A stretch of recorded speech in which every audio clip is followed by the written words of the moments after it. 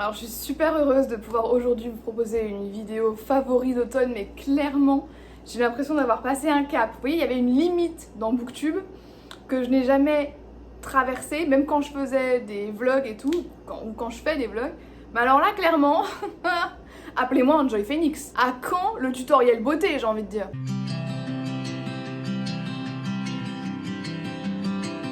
Secrètement, j'avais vraiment envie de vous faire une vidéo favori et en vrai, je crois que j'ai toujours aimé ce genre de vidéo, même en tant que consommatrice de vidéos YouTube, j'ai toujours aimé ce genre de vidéo et il y avait toujours une partie de moi qui avait envie d'en faire, sauf que bah, meuf, t'es sur Booktube, tu parles de livres, évite de présenter tes rouges à lèvres préférés, genre. Mais du coup, dans ma dernière vidéo, je vous ai dit que j'aimerais bien le faire et mine de rien, je vous promets, c'est pas un mytho, il y a pas mal de personnes qui m'ont dit « Oui Lilia, vas-y, on a envie de voir ça ». Et donc du coup, sous la pression collective, me voici. Ici, à la Nouvelle-Orléans, il fait toujours 29 degrés, je vous mens pas quand je dis ça, vraiment là, il y a grand soleil, ciel bleu, etc. 29 degrés ressenti 32. Difficile de se mettre dans le mood automne, mais je le fais quand même, parce que j'ai trop envie de vous parler des favoris que j'ai là en ce moment. Nourriture, beauté, vêtements, culture. Ce que j'aimerais bien aussi, c'est que vous me disiez, vous, quels sont vos essentiels pendant ce mois d'octobre ou pendant l'automne en général, quels sont vos favoris, les choses que vous ressortez ou les choses que vous avez découvertes récemment. Parce que bon, c'est sympa que je partage ça avec vous, mais s'il n'y a pas de... Enfin, si vous me dites pas ce que vous aimez, franchement... c'est un peu chiant quoi, donc n'hésitez pas à me partager ça aussi, ça va dans les deux sens. Et vous savez quoi, je vais commencer par un truc dont je n'ai jamais parlé sur cette chaîne. Je vais parler de make-up. Alors clairement, si vous me connaissez, vous savez que je voue un culte, mais littéralement, à Selena Gomez, qui est mon girl crush de tous les temps en fait, de la vie. C'est même indescriptible de dire à quel point j'idolâtre cette femme. Et c'est très rare que j'achète du merch lorsqu'une star sort une ligne de beauté, mais pour Selena, je devais sortir le portefeuille. Et écoutez, j'ai pas du tout été déçue, j'ai acheté plusieurs choses de sa gamme de maquillage, donc pour ceux qui ne l'ont pas vu passer, Selena Gomez a sorti sa marque de maquillage, et le soin en quelque sorte, qui s'appelle Rare Beauty. Rare Beauty. Je pourrais franchement vous présenter d'autres produits de sa gamme, mais j'ai juste choisi celui-ci, qui est un blush qui s'appelle Nearly Berry. Alors déjà le packaging est super mignon, on se croirait dans Totally Spies, à tout moment Jerry m'appelle. Oui allô. J'adore l'humour moi, voilà, passion drôlerie, passion rigolade. Du coup voilà la teinte, déjà bon franchement je trouve qu'il y a un vrai travail sur le packaging qui a été fait. On pourrait croire que c'est foncé mais en automne c'est tellement joli. Je pense qu'on va pas se mentir, ça va mieux aux personnes qui ont la peau un peu mate comme c'est le cas pour moi. Je l'ai mis aujourd'hui donc vous voyez que c'est pas non plus super foncé. Et la raison pour laquelle j'adore ces blushs, c'est parce que déjà de 1, j'avais pas vraiment de blush crème avant d'essayer ceux-là. Et ça tient tellement toute la journée. Ici je sue. Il n'y a pas un jour que Dieu fait sans que je sue dans cette ville. Et quand vous avez de la chaleur et de l'humidité comme ça, je peux vous dire qu'avoir des produits crème lorsque vous voulez vous maquiller, clairement ça aide. Vous savez quoi, on va carrément aller jusqu'au bout du truc et je vais vous faire un swatch.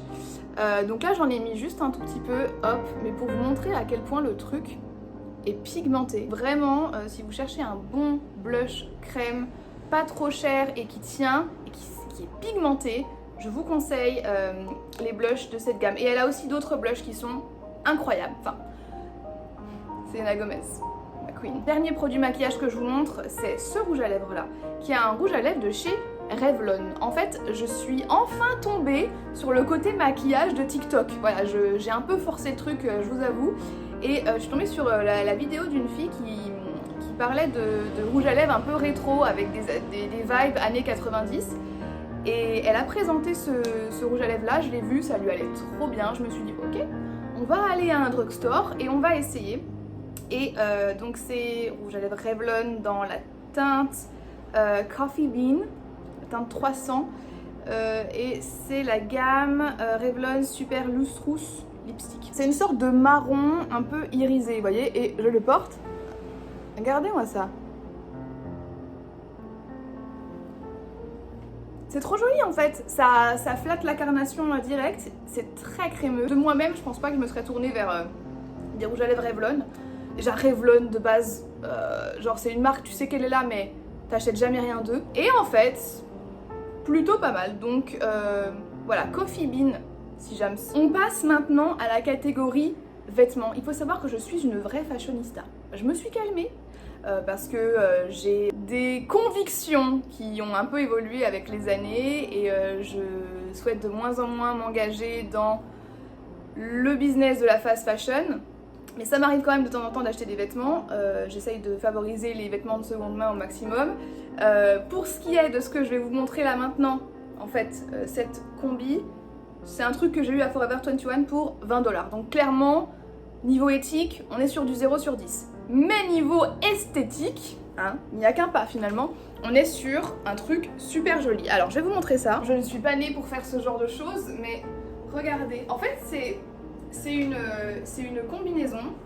On pourrait croire que c'est une robe, mais pas du tout, puisque c'est une robe short. Et c'est trop bien, parce que de base, en fait, je pense pas que cette longueur de robe, je le porterais, si c'est une robe. Voilà, pour moi, ça serait trop court. Mais étant donné que c'est un petit short, ça passe crème. Et en plus, j'utilise pas mal le vélo, moi, ici, pour me déplacer. Et donc, du coup, voilà. Aucun problème. Limite, ma pièce préférée en vêtements en général sont les gilets. Les gilets épais là, un peu de mamie. Oh, mes coups de cœur. Cet été, je cherchais un peu le gilet parfait. Pour moi, le gilet parfait, il est épais, souple, doux et court. C'est-à-dire qu'il m'arrive au-dessus des hanches. Très difficile à trouver, mine de rien. Et je voulais une couleur un peu crème. Eh bien, j'ai trouvé mon gilet préf à Pimkie. Alors aussi contre toute attente parce que Pimkie, j'y ai déjà bossé et genre quand j'y bossais, du coup j'achetais un petit peu là-bas. Mais sinon en soi, c'est pas le réflexe que j'ai d'aller acheter à Pimkie, très sincèrement. Là je fais ça pour vous parce qu'il fait 30 degrés dehors quand même. Et regardez comme il est beau, il est trop beau.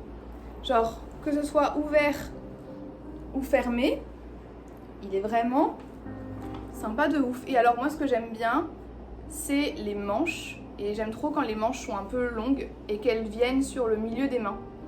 J'aime bien ça. J'ai limite hâte en fait que ça se rafraîchisse dehors pour que je puisse enfin mettre des gilets quoi. Je n'ai pas eu l'occasion de le mettre énormément, mais je sens que je vais le saigner. Dès qu'il va faire un peu plus frais, je vais le saigner. Parlons maintenant nourriture. Alors moi personnellement, le café, je suis pas fan de café, mais j'avoue que le matin, ma petite tasse de café, c'est un peu sacré. Voilà, on va pas se mentir. Je suis pas non plus experte en café, donc je vais pas prendre un truc super cher, je vais pas prendre le premier prix non plus. Il s'agit donc de café avec des épices de pumpkin, donc de citrouille, je pense. Et si vous connaissez un petit peu l'odeur pumpkin spice qu'on peut retrouver aux États-Unis dans les bougies ou dans les tartes à la citrouille, c'est exactement la même chose, mais dans du café. Et en fait, j'aime bien parce que ça rajoute vraiment une petite odeur au café, ça ajoute un peu d'épices au café. Ce que j'aime bien faire aussi, étant donné que j'ai pas de machine avec des capsules, enfin je suis pas très fan de ça, eh bien c'est que quand je verse mon café dans le filtre, je rajoute 1 ou 2 cuillères à café de cannelle. Voilà, j'ai eu du mal à... de cannelle. Et en fait, pareil, ça rajoute un petit goût si vous aimez bien la cannelle. C'est super bon, ça se mélange très bien avec le café. Ça fait un truc un petit peu automne, cocooning. Et donc ça, c'est pareil, mes versions pumpkin spice.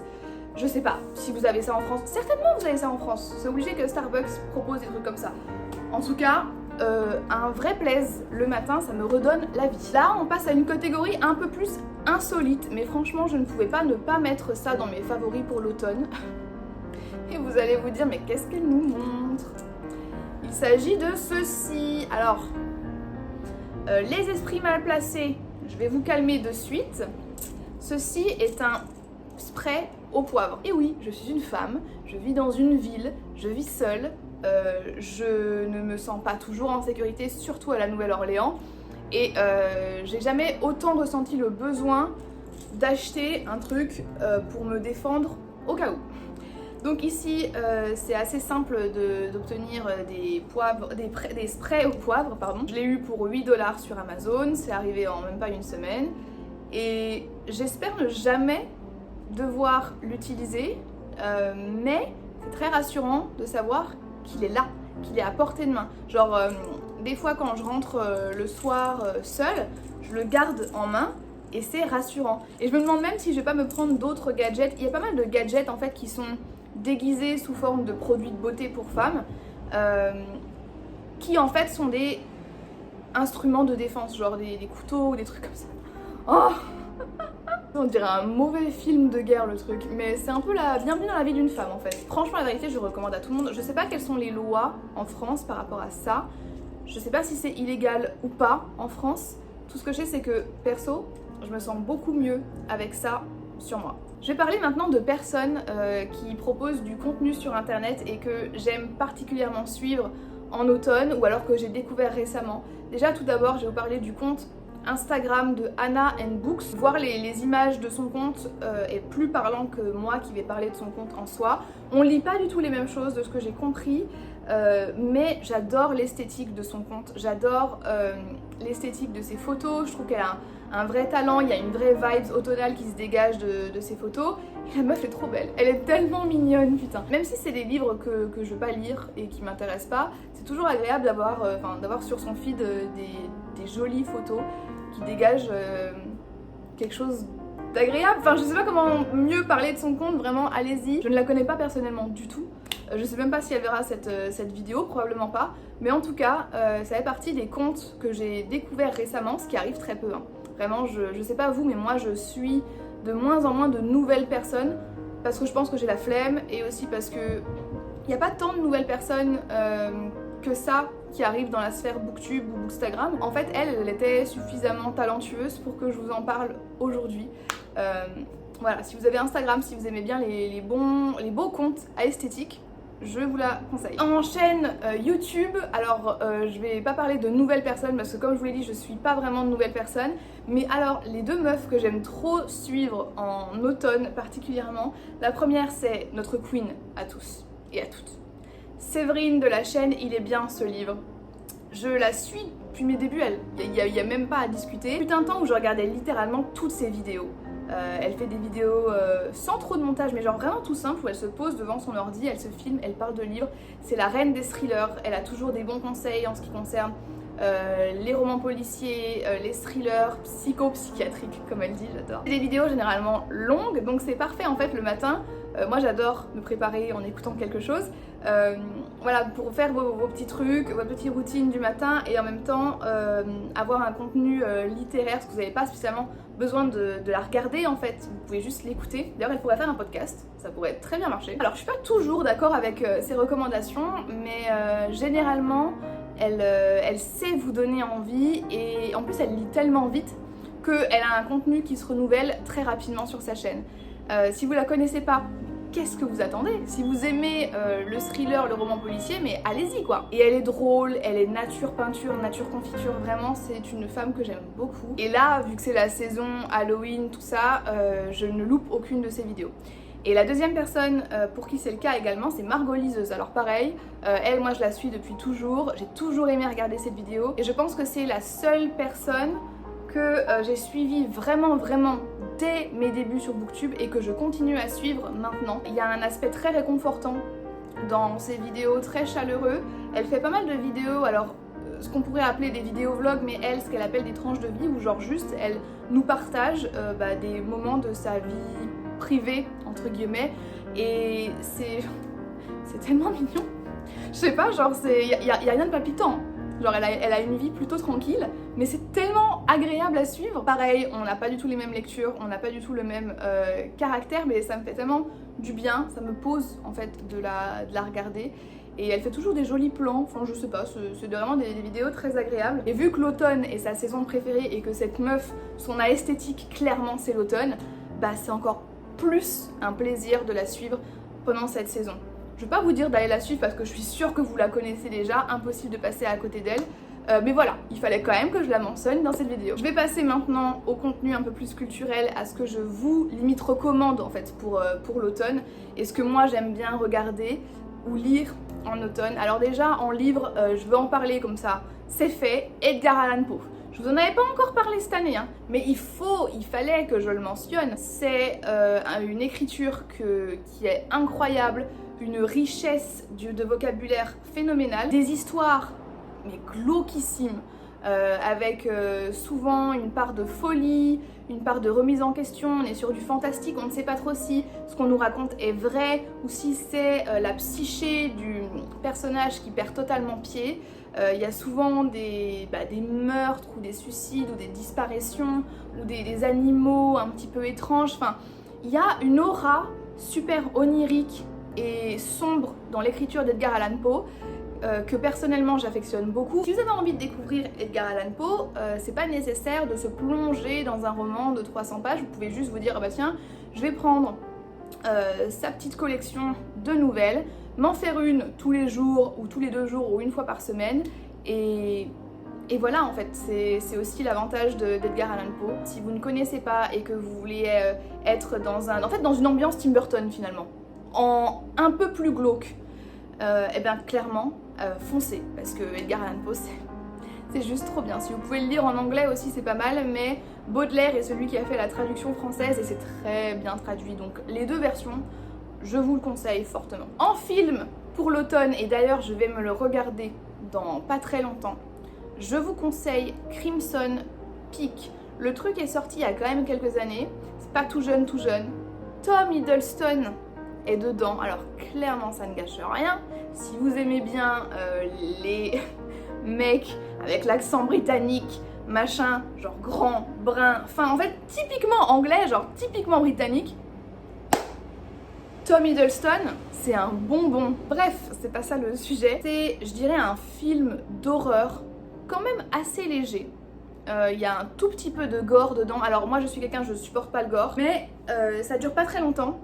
Il y a juste une scène, et au début en plus, et sinon tout le reste du film, c'est une femme qui va rencontrer un homme qu'elle connaît pas si bien que ça, mais qui est assez mystérieux, charismatique et tout.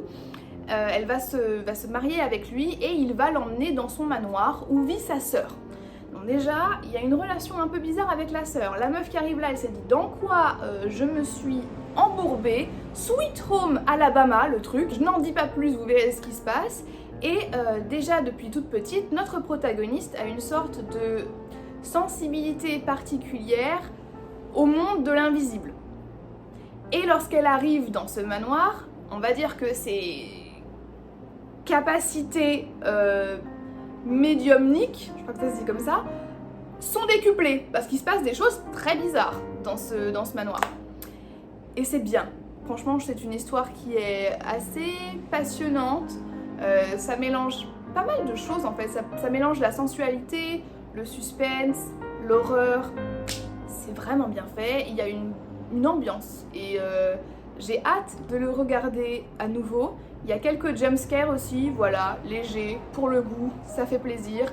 Rien de traumatisant non plus. Si vous l'avez vu, si vous comptez le regarder, n'hésitez pas à m'en faire part, histoire de savoir si je suis la seule qui se souvient encore de ce film. Il me semble qu'il est sur Netflix, faudra que je regarde ça. En tout cas, voilà, je vous le recommande, il est vraiment bien et les acteurs. L'acteur. Et voilà, j'en ai terminé avec mes favoris d'automne. J'ai adoré vous tourner cette vidéo et la préparer aussi en mode oh, de quoi je vais leur parler, qu'est-ce que j'aime bien, qu'est-ce que j'ai envie de partager avec eux. J'ai vraiment aimé faire ça, je sais pas si j'en ferai pour d'autres saisons, si ça vous plaît, pourquoi pas. Merci beaucoup à vous d'avoir regardé cette vidéo. Encore une fois, n'hésitez pas aussi à me partager dans les commentaires quels sont vos favoris de l'automne, quels sont vos incontournables pendant cette saison. Je me ferai un plaisir de lire tout ça et d'y répondre. Sur ce, moi je vais me préparer à continuer ma journée qui va être très chargée et je vous dis à très bientôt dans une prochaine vidéo. Bye bye.